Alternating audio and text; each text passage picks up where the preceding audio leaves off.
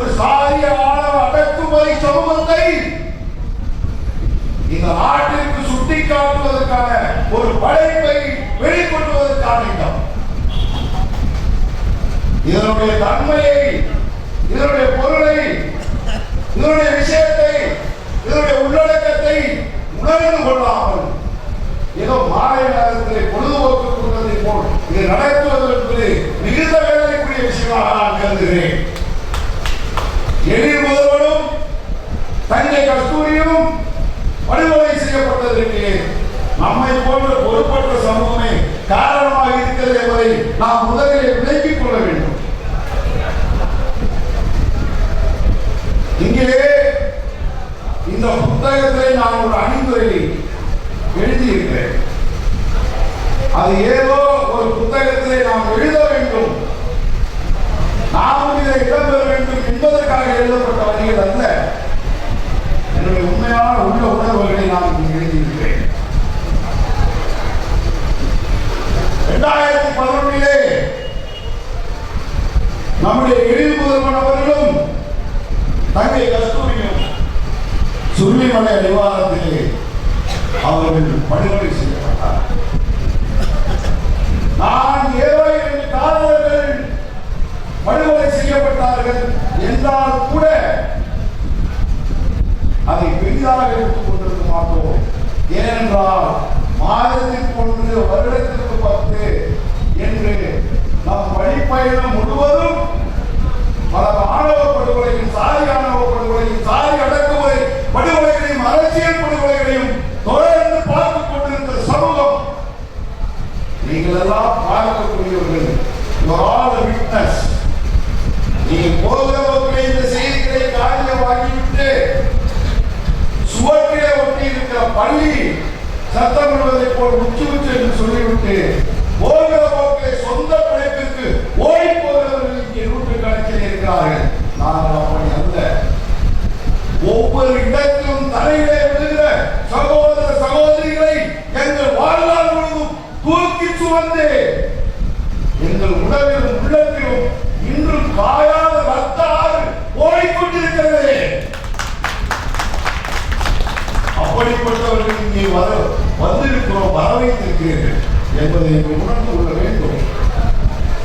அப்படிப்பட்டவர்கள் நாங்கள் நூற்றுக்கணக்கான படுகொலைகளை, சம்பவங்களை, சங்கதிகளை, அரசியலை, சூழ்நிலையை கண்டு கொண்டிருக்கிறோம் என்று வாழ்நாள் முழுவதும் என்பதாலே எங்களுக்கு சாதாரணமாக இருந்த கொலை நடந்திருந்தால் அது மனத்திலே பெரிதாக வைத்திருக்காது. போர்க்களத்தில் நிற்கிறவன் பிணங்கள் உள்ளதை பார்த்து அலறுவதில்லை, அழுவதில்லை. இந்த சமூக விடுதலை காலத்திலே அறிந்தவனும் அறியாதவனும், புரிந்தவனும் புரியாதவனும் கூட தன் உயிர்களை இழந்து கொண்டிருக்கிறார்கள். வேதனை, வெட்கம், இப்படிப்பட்ட ஒரு சக்தியற்ற, திராணியற்ற, சிந்திக்க தவறிய, ஒன்று தவறிய, அரசியலாக தன்னை வடிவமைத்துக் கொள்ள தவறிய ஒரு அறிவற்ற சமூக கூட்டத்திலே நாங்கள் ஒருவருக்கு எண்ணி இன்றைக்கு ஒவ்வொரு நாளும் குழம்பிக் கொண்டிருக்கிற நிலையை நாங்கள் கடந்து கொண்டிருப்போம். ஆனால் இந்த எழில் முதல்வன் கஸ்தூரி படுகொலை விஷயத்திலே என்னை மிகவும் பாதித்த ஒன்று உண்டு. அது என் பிறப்பிலிருந்து என் இறப்பு வரைக்கும் நான் கேட்கிறார் ஒரு மிகவும் துடிதுடித்து போன செய்தி. அது தம்பி எழில் முதல்வன் கண்ணுள்ளே தங்கை கஸ்தூரி கைகளும் கால்களும் வெட்டப்பட்ட நிலையிலே துடிதுடித்துக் கொண்டிருக்கிற நிலையிலே அந்த காம பொருளுடன் என் தங்கையை கற்பழித்தார் என்கிற செய்தி ஏதோ ஒரு நாள் அந்த பிணத்தை எழுப்புவதற்கு இந்த கூட்டம் ஓடி போய் ஒன்று சேர்ந்ததே. உயிரிழந்த சடலங்களை எடுத்துக் கொண்டு வந்தார்கள். அவர்கள் உறவினர் பெற்ற தாயும் தந்தையும் உடன் பிறந்த சகோதரன் தாவரையும் சட்ட போராட்டத்தை உறுதியோடு நின்று போராடினார்கள். அதற்கு சட்டத்துறை வல்லுநர்களும், காவல்துறை நண்பர்களும், பத்திரிகையாளர்களும், ஒட்டுமொத்த சமூகமும் சாதி சமூகம் என்பதை கடந்து கடமை, மனிதநேயம் என்ற அடிப்படையை போராடி இன்றைக்கு குற்றவாளிகளுக்கு தூக்கு தண்டனையை பெற்றுக் கொடுத்திருக்கிறார்கள் என்பதோடு முடிந்து போவதாக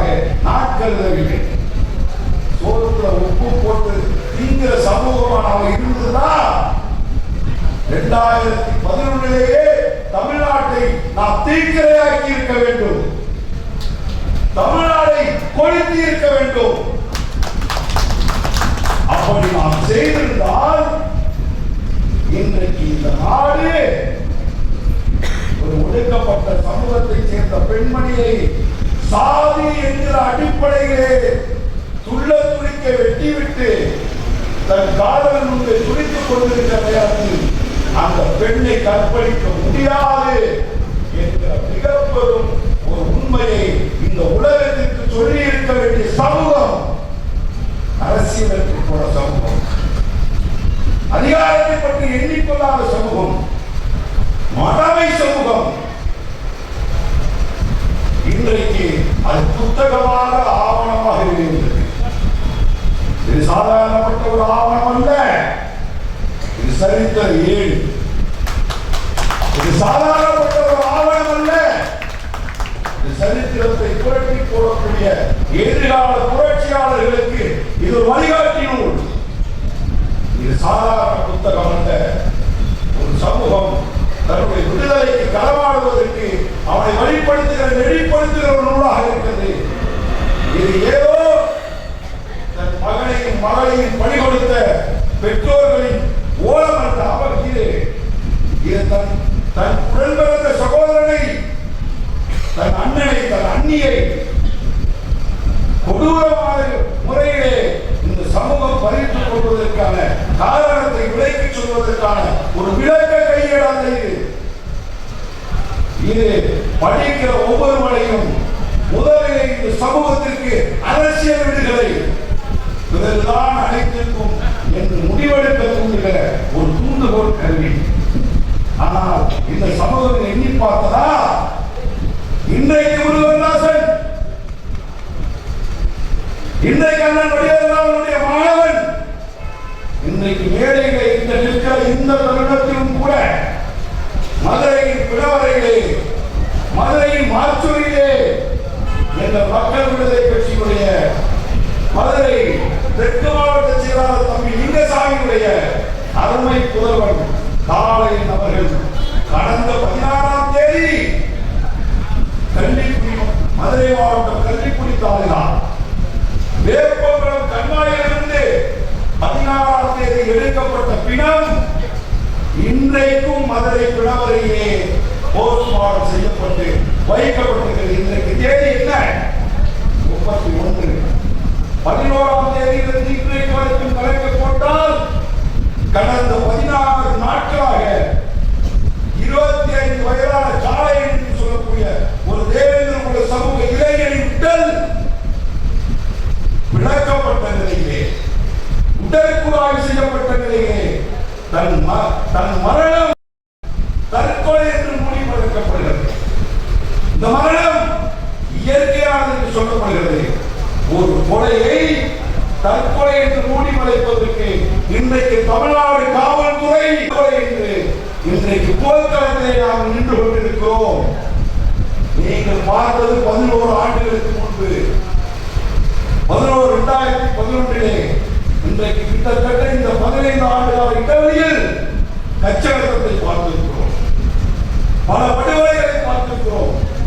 தொடர்ந்து தேவேந்திர சமூகம் எங்கு பார்த்தாலும் இந்த சமூகத்தின் இளைஞர்கள் வெட்டி கொலை செய்யப்படுகிறார்கள், படுகொலை செய்யப்படுகிறார்கள், அநியாயமாக படுகொலை செய்யப்படுகிறார்கள்.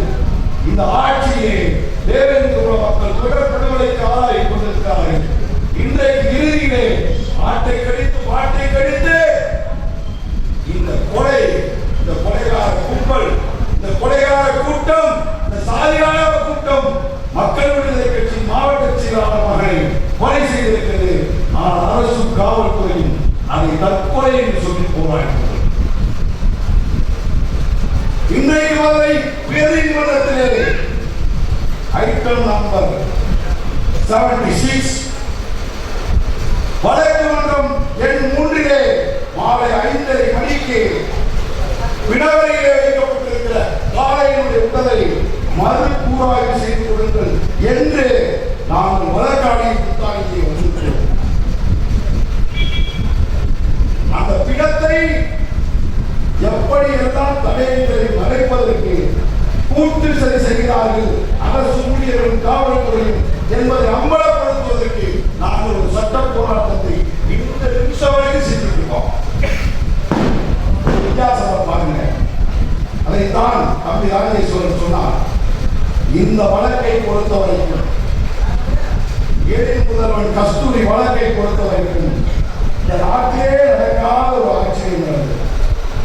முன்னாள் தமிழ்நாடு முதலமைச்சர் கலைஞர் கருணாநிதி அவர்கள், அதை தொடர்ந்து வந்த தமிழ்நாடு முதலமைச்சர் அம்மையார் ஜெயலலிதா அவர்கள், காவல்துறையுடைய அனைத்து மட்டத்தில் இருக்கக்கூடிய அதிகாரிகள், சிபிசிஐடி காவலை வழக்கை நடத்தக்கூடிய அந்த காவல் ஆய்வாளர், பெண் ஆய்வாளர் அவர்கள், வழக்கை நடத்திய வழக்கறிஞர்கள், இன்னும் சொல்ல போனால் இந்த வழக்கை நடத்திய வழக்கறிஞர் கொலையாளி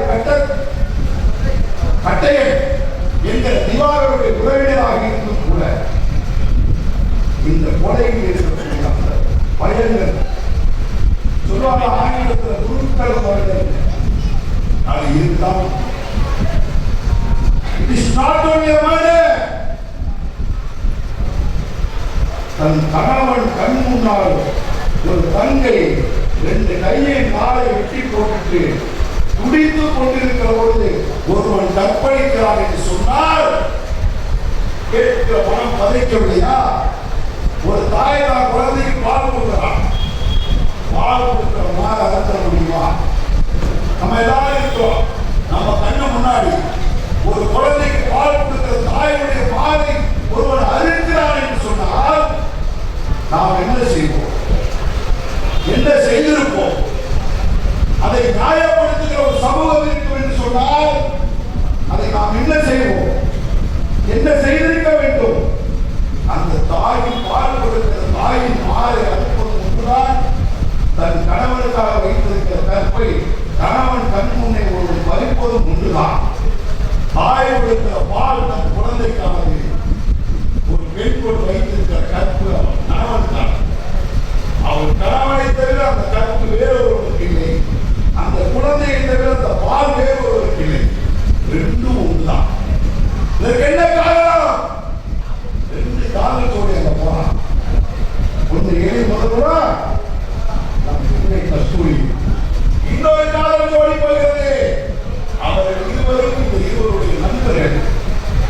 கட்டையன் என்கிற அந்த திவாகரன் இவர்களை தனிமைப்படுத்தி வெட்டி வீழ்த்தி அலங்கோலம் செய்து தலையை அறுத்து தன் காதலின் கண் முன்னாடி வெளியில் முதல்வன் முன்பாக கஸ்தூரியை கற்பழித்து அந்த கயவன் கல்வன் இன்னொரு ஜோடியை தப்ப விடுகிறார். காரணம் என்ன?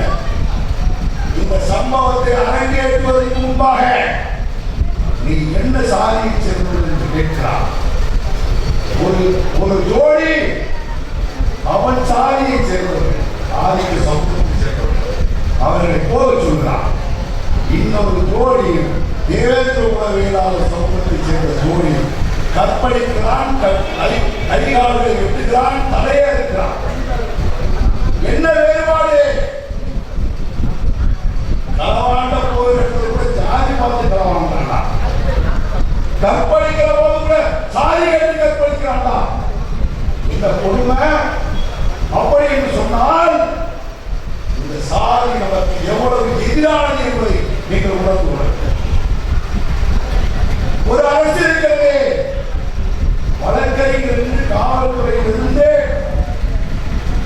மருத்துவர்களிலிருந்து, பத்திரிகையாளர்களிலிருந்து எல்லா பேரும் கட்டையனுக்கும் கட்டையன் என்ற திவாகரனுக்கு மரண தண்டனை வாங்கிட்ட போராடி.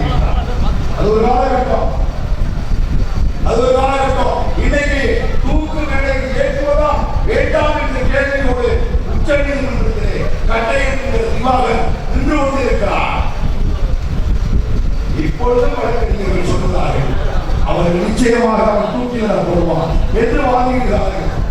ஆனால் இன்னைக்கு 2025 ஜனவரி 31 முருகராஜன் கோட்டூரிலே பேசிக் கொண்டிருக்கிற இந்த நேரத்திலே மதுரை மாச்சூரிலே காலையில் கொலை செய்யப்பட்ட காலையில், சாதியான செய்யப்பட்ட காலையில், சாதி விளையாட்டத்திற்கு உள்ளான காலையில் தற்கொலை செய்து கொண்டார் என்று அரசும் காவல்துறையும் எல்லா அமைப்புகளும் ஒன்று சேர்ந்து ஒரு கொலையை தற்கொலையாக மாற்றுவதற்கு போராடி இருக்கிற 2 சீன். ஐநாக்ஸ் தியேட்டருக்கு போனீங்கன்னா தியேட்டர் நம்பர் 1, தியேட்டர் நம்பர் 2 படம் போடும். ஒரு காலம் கூட ஒரு மரணம் கூட ஒரு நடக்கும். இன்றைக்கு தமிழ்நாட்டில் 2 படம் நடக்குது. ஒன்று எழில் முதல்வன் கஸ்தூரிக்காக நியாயமாக்கி கொடுத்த அனைத்து அரசு துறை நிர்வாக இயந்திரங்களும். ஆச்சரியமா இருக்கு, மிகவும் ஆச்சரியமா இருக்கு. இப்படி ஒன்றை நான் கேட்கிறேன், மற்ற உங்கள்கிட்ட கேட்க வாய்ப்பில்லை. ஆனால் வடிவேலராமன் அவர்களை பார்த்து கேட்கிறேன். இப்படி ஒரு சீனை ஒரு சூழலை நான் இதுக்கு முன்னாடி நான் பார்த்ததில்லை, இன்னைக்கு வரைக்கும் பார்த்ததில்லை. அது இங்கே நடந்திருக்கிறது. உண்மையிலேயே ஒரு அரசு எந்திரமும் எப்படி இயங்க வேண்டும் என்பதற்கு இந்த புத்தகம் ஒரு முன்னுதாரணமாக இருக்கு. நியாயத்திற்காக தங்கள் குடும்பத்தை சேர்ந்த அருமை குழந்தைகளுக்கு உயிரை பறிகொடுத்த அந்த குடும்பம் நீதி பெறுவதற்கு, நியாயம் பெறுவதற்கு எப்படி போராட வேண்டும் என்பதற்கு இந்த புத்தகம் ஒரு முன்னுதாரணமாக இருக்கு. ஆனால் இன்றைக்கு 2025 இந்த தேதியிலே காலையில் படுகொலை தற்கொலை செய்ய மாற்றப்படுவதற்கு அரசும் காவல்துறை எந்திரமும் அனைவரும் ஒன்று கூடி போராட்டத்தை பார்க்கும்போது ஒரு நிர்வாகம், ஒரு அரசு எந்திரம் எப்படி இருக்கக்கூடாது என்பதற்கு இன்றைக்கு நடப்பது ஒரு சாட்சியாக இருக்கு. 2 டிஃபரன்ஸ் பார்க்கிறேன். There is 2 extremes. என்ன மாற்றம்? அன்றைக்கு அந்த அரசியல் அப்படி செயல்படுவதற்கும் இன்றைக்கு இந்த அரசியல் இப்படி செய்வதற்கும் என்ன காரணம் என்பதை நீங்கள் பெரியோர்களே, தாய்மார்களே, சகோதர சகோதரிகளே, தலைவர்கள் மக்களே, பத்திரிகையாளர்களே, காவல்துறை நண்பர்களே, இந்த புத்தகத்தை எழுதிய அன்பு தம்பி எழுத்தாளரை நீங்கள் எல்லாம் சிந்தித்து பாருங்கள். அதுதான் இன்றைக்கு முன்வைக்கிற செய்தி. இறுதியாக ஒன்றை சொல்லி விடைபெறுகிறேன். தத்துவங்கள் இந்த நாட்டில் இருக்க வேண்டும். இந்த அடக்குமுறை சமூகத்தில் இருந்து சாதி தெரியப்பட்டு நாம் பூர்வீக குடிமக்கள் அரசியல் விடுதலை பெற்று சமூக விடுதலை பெற்று இருக்க வேண்டும். எளிய முதல்வன் கஸ்தூரி போன்று வர வேண்டாம் என்று எல்லாரும் சொல்றீங்க. மேலே பேசி எல்லாரும் சொல்றோம், கருத்துரை சொல்றோம். நடக்காம இருக்குமா? நீ நடக்காம வேண்டாமா சொல்லுங்க. கஸ்தூரி எளிய முதல்வன் போன்று இன்னொரு சம்பவம் நடக்காம வேண்டாமா? சத்தமா சொல்ற. வேண்டாம், எப்படி நடக்காம இருக்கும்?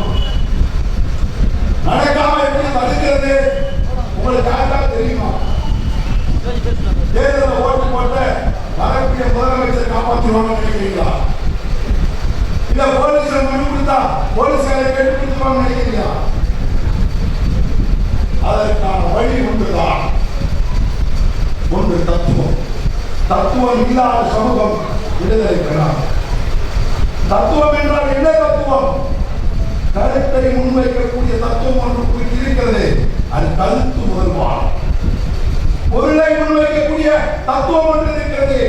அது பொருள் முதல்வான். சாதியும் மதமும் கருத்து முதல்வான். சமூக புரட்சி விடுதலை பொருள் முதல்வான். இன்றைக்கு பல தத்துவங்கள் இருக்கிறது. நாம் ஒரு தத்துவத்திலே இந்த சமூகம் நடந்து கொண்டது. அது என்ன தத்துவம் தெரியுமா? தந்தை பெரியார், அண்ணல் அம்பேத்கர், மாமேதை மார்க்ஸ் என்று சொல்லக்கூடிய 3 தத்துவங்களின் வழி இந்த சமூகம் வந்தது. இந்த சமூகத்தை கொண்டு வந்தோம், வந்தது என்று சொல்ல மாட்டோம். நிறையா என்பதை கூட செய்கிறது. என் அண்ணன் வடிவேலராமன், அவர் தம்பி முருகதாசன் போன்ற பல லட்சம் தொண்டர்கள் 1989 தொடங்கி இந்த சமூகத்தை பெரியாரிய மார்க்சிய அம்பேத்கரிய தத்துவத்தின் வழியில் வழிநடத்தினோம். பொருள் முதல்வாதத்தை கையெழுங்கள், கருத்து முதல்வாதத்தை புறக்கணித்தோம். கருத்து முதல்வாகவே சமூக சீரழிவுகளுக்கு காரணமாக இருக்கிறது. பொருள் முதல்வாத சித்தாந்தத்தின் அடிப்படையில் இந்த சமூகம் ஒன்று கூடி ஒரு புரட்சியை ரஷ்யாவிலே, சைனாவிலே, ஜெர்மனியிலே செய்தது போல் இங்கே ஒரு புரட்சியை முன்னெடுக்க வேண்டும்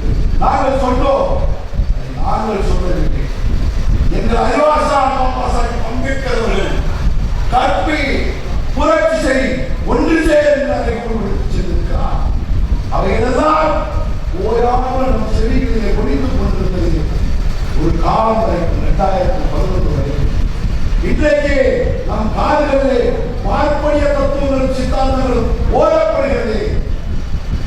பார்ப்பனிய கருத்துக்களும் RSS பாண்டிய ஜனதா கட்சியுடைய சித்தாந்தங்களும் நமக்கு ஊட்டப்படுகிறது. எனவே ஒரே இடத்தான் அதை தற்கொலை என்று சொல்கிறது. கருத்து முதல்வாதம் முன்வைக்கப்படுவதாலே நாம் சமூக பாதுகாப்பு இழந்தோம். பொருள் முதல்வாதத்தை முன்னெடுத்த பொழுது நாம் எளிய முதல்வன் கஸ்தூரி பிரச்சனையிலே நாம் தீர்வை காண முடிந்தது. அன்றைக்கு அரசும் இந்த சமூகம் போராளிகளாக இருக்கிறது. இந்த சமூகத்தில் அஞ்சினார்கள். இன்றைக்கு இந்த சமூகம் வெறும் பதறு நெல் குவி. இந்த சமூகத்திற்கு விசை இல்லை.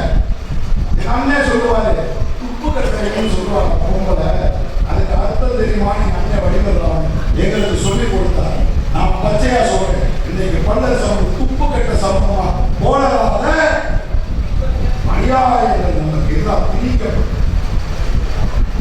அநியாயங்கள் நமக்கு எதிராக கட்டவிழ்த்து நாம் வாக்களித்து தேர்ந்தெடுத்த அரசு மெல்ல மெல்ல நம்மை காவல் கொண்டிருக்கிறது என்பதை உணர வேண்டும். தத்துவங்கள் இரண்டு. தத்துவம் இல்லாத சமூகம் அழிந்தே போகும். தத்துவம் இல்லாத சமூகம் அழிந்தே போகும். தந்தை பெரியாரின் தத்துவமும் அண்ணல் அம்பேத்கரின் தத்துவமும் மாமேலின் மார்க்சுடைய தத்துவமும் அது பொருள் முதல்வாத தத்துவங்கள். ஆனால் இன்றைக்கு நாம் பேசுகிற ஒரு பார்ப்பனிய சித்தாந்தம் எங்க போனாலும் கேட்க சொல்றான். எங்க போனாலும் கேள்வி கேட்கிறான். யாருடைய குரல் அது? நீ என்றைக்கு பார்ப்பன RSS பிஜேபியினுடைய இந்த கருத்துக்களோட தத்துவங்களை தூக்கிறியாயோ, என்றைக்கு மார்க்ஸ் அம்பேத்கர் பேரறிஞர் பெரியாருடைய ஒரு புரட்சிகர தளத்திலே பொருள் முதல்வாதத்தின் அடிப்படையிலே மீண்டும் போராடி சமூகமாக வருகிறதோ, இன்றை பிறக்கக்கூடிய ஒவ்வொருவரும் சாதி ஒழிப்புகளை ஒரு இம்மானுகள் செய்கிறதாக என்றைக்கு நீங்கள் களத்துக்கு வருகிறீர்களோ, சாதிக்கு எதிராக இன்னுயிர் கொடுக்கிறதோ, சமூகத்திற்கு விடுதலை இருக்கிறது என்பதை இந்த நேரத்தில் நான் பதிவு செய்து தம்பி விழிமுறை நான் பாராட்ட, இந்த விழிமுறை தம்பி தாமரையை நான் பாராட்ட கடமைப்பட்டிருக்கிறேன். தம்பி, நீங்கள் நடத்திய சட்ட போராட்டம் உங்களோடு முடிந்து போயிருந்தால் இந்த உலகத்தில் எவனுக்கும் தெரியாமல் அழித்தே போயிருக்கும். ஏன்னா இந்த புத்தகத்தை நீங்கள் முன்வைக்கிற நேரத்தில் கூட இந்த மக்களின் பல பேர் இதை ஏதோ ஒரு பொழுதுபோக்கு நிகழ்ச்சியாக பார்த்துக் கொண்டிருக்கிறார்கள் என்று சொன்னால், இது போன்ற பதிவுகள் வராமல் போயிருந்தால் எதிர்காலத்தில் இது என்ன நடந்தது என்பதை எவனுக்கும் தெரியாமல். இது ஒவ்வொரு வீட்டிலும் இருக்க வேண்டிய புத்தகம், ஒவ்வொரு போராளி கையில் இருக்க வேண்டிய புத்தகம், ஒவ்வொரு புரட்சிக்காரன் கையில் இருக்க வேண்டிய புத்தகம். கருத்து முதல்வாதிகள் எதிர்த்து பொருள் முதல்வாத தத்துவங்களை முன்வைத்து போராடக்கூடிய கையில் இருக்கக்கூடிய ஆயுதம் இந்த நாட்டில் இருக்கக்கூடிய ஒவ்வொரு நூலகத்திலும் இருக்க வேண்டிய புத்தகம். ஏன்னு சொன்னார், 2 காதல் ஜோடியில ஒரு ஜோடியை விட்டுட்டு ஒரு ஜோடியை கற்பழிக்கிறான். அதுவும் கொள்கா காதல் கணவன்பாக அவன் கற்பழித்தது உயிர் போகிறது கற்பழித்தான் என்பது ஒருபோதும் மன்னிக்க முடியாத மாபாத கட்சி.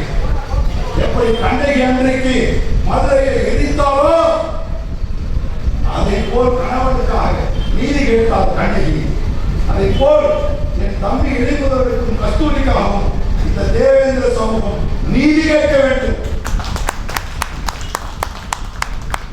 என் சகோதரி ஒருவருக்கு நிகழ்ந்தது இனி இந்த நாட்டிலே நடக்கக்கூடாது என்று ஒவ்வொரு தேவேந்திர பெண்மணியும் புரட்சிக்காரியாக போராளியாக ஆவார்கள்.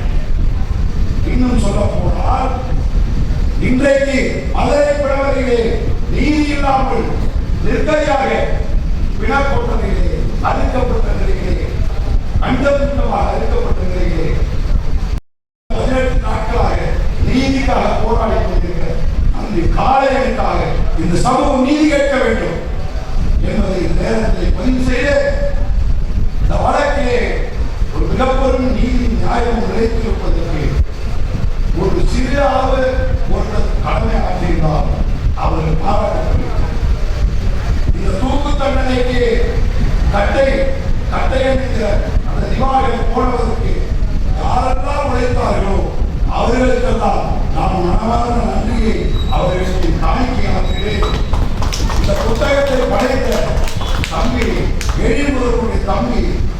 அன்பு தம்பி தாமரை செல்வனுக்கு என் நன்றியை காணிக்கையாகிறேன். இந்த நிகழ்ச்சியை பங்கு பெறுவதற்கு முழுமையான காரணமாக இருந்த தம்பி வழக்கறிஞர் ராஜேஷ் அவர்களுக்கு என் நன்றியை தெரிவிக்கிறேன். அதுபோல் இங்கே வந்திருந்த எனக்கு முன்பாக பின்பாக பேசியிருக்கக்கூடிய அனைத்து பெரியோர்களுக்கும் மீண்டும் நான் சார்ந்திருக்கிற மக்கள் விடுதலை கட்சி சார்பாக என் நெஞ்சார்ந்த நன்றியை சொல்லி கஸ்தூரி முதல்வருடைய தாய் தந்தையர் அவர்களுக்கு நான் எப்படி ஆறுதல் சொல்வது என்று எனக்கு தெரியவில்லை. ஒரு மனிதன் பிறந்து அவர் வாழ்நாளிலே ஒரு குழந்தை செல்வத்தை பெற்றெடுத்து அவன் திருமணம் செய்து வாழ வேண்டிய நேரத்திலே தான் காதலித்த பெண்ணும் அவனும் துணிந்திருக்க படுகொலை செய்யப்பட்டான் என்று கேட்ட அந்த தாயகத்தை உறவினர் குடும்பத்தார்கள் மனநிலை என்னவாக இருக்கும் என்று 100 வருஷத்துக்கு பிறகு கேட்டால் கூட யார் தாங்க. அதை விட அண்ணன் இருக்கார், உத்தரவு அழைக்கிறார். இந்த கோட்டூருக்கு நான் மிகவும் மரியாதை வைக்கிறேன். ஏன்னா முருகராஜன் வந்து உங்க ஊருக்காரன். எப்படின்னு கேட்க, நான் பிறந்தது சின்னமனூர் 1967ஆம் ஆண்டு ஜூலை மாதம் 3ஆம் தேதி நான் பிறந்து விழுந்த மண் இந்த கோட்டூர் மண்ணில் தான் நான் கீழே விழுந்தேன். எனக்கு வயது 4ஆக இருக்கும் பொழுது என் தந்தை சின்னமனூர் காவல் நிலையத்தில் ஒரு அடிப்படை காவலராக கிரேட் 1 போலீஸாக அன்றைக்கு 1971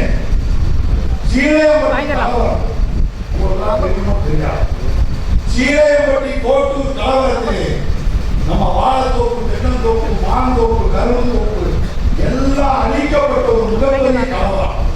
அது சீலையம்பட்டி சின்னமனூர் கலவரம் என்று சொல்வார்கள்.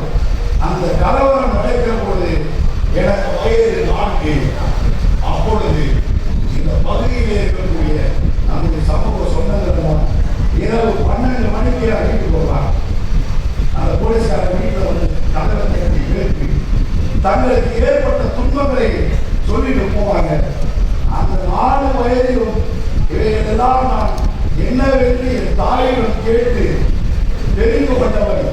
4 வயதிலேயே எனக்கு சமூக அடக்குமுறை என்னவென்று சொல்லிக் கொடுத்தது இந்த பூமி, நான் பிறந்த பூமி. எனவேதான் நான் இன்றைக்கும் எனக்கு வயது 54. தமிழகம் இன்னும் பயணிக்கிறோம். எங்கே நம் சமூகம் அடைக்கப்பட்டாலும் ஒடுக்கப்பட்டாலும் அங்கே ஓடி போய் நிற்கிறோம். பாதிக்கப்பட்ட என் சமூகத்தை தோளிலே தூக்கி